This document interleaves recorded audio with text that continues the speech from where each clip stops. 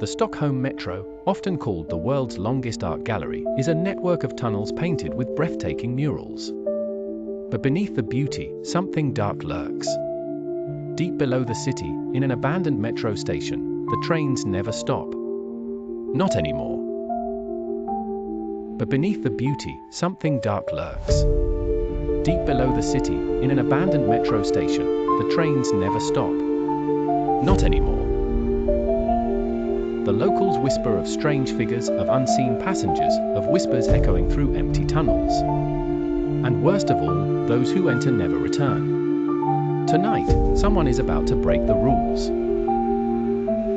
David Lindqvist, a Swedish journalist, arrives at a small cafe near Gamla stan, the old town of Stockholm. He is meeting his old friend, Henrik, a former metro worker. Henrik's hands tremble as he sips his coffee. It's not just a legend, David. People disappear down there. I saw something I can't explain. David leans in. Then tell me. What happened? Henrik glances around, lowering his voice. There's an abandoned station deep beneath the city. Kymlinge Metro Station. It was never completed because something down there didn't want it to be. David frowns. Are you saying it's haunted? Henrik nods slowly. Not haunted. Cursed. David steps through a rusted service door, sneaking into the sealed-off Kymlinge station.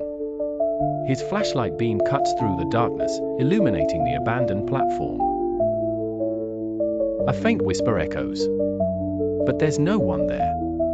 David's breath fogs up, though the air feels unnaturally still. Then, he sees it. A train. Old, rusted, covered in frost. The Silverpilen. A train that vanished decades ago. Yet here it is. Waiting. The train doors hiss open. Inside, pitch-black darkness. David's heart pounds. He knows the stories. Passengers who boarded never stepped off. A cold breeze brushes against his neck. And then, a shadow moves inside the train. A figure is watching him. Against every instinct, David steps into the train. The door slams shut behind him. The lights flicker on. Rows of empty seats stretch before him. But something feels wrong. The air smells of old blood and damp earth. And then, he hears it. A woman crying softly. David slowly turns. A woman in a torn dress sits near the window. Her face pale, hollow. Her eyes black as coal. She looks at him and smiles. Her teeth are razor sharp. And suddenly, there are more. Passengers with sunken faces, hollow eyes, dried blood on their clothes. All staring at him. The train shudders to life. It's moving. David stumbles backward, heart hammering. The figures begin to whisper in an ancient tongue. One word stands out, Vlad. David's stomach drops. Vlad the Impaler. Count Dracula. The legend was true. And his followers never died. They just waited. The train picks up speed, rushing through tunnels that should not exist. David grabs a handle, trying to steady himself. The passengers rise from their seats. Their faces twist and change. Their skin peels away. And beneath, rotting corpses with glowing eyes. They are coming for him. David runs to the nearest door, pounding on it. It won't budge. The train is speeding up. The figures reach for him. Their whispers grow into screams. David spots a rusted emergency lever. He pulls it. A deafening screech of metal fills the air.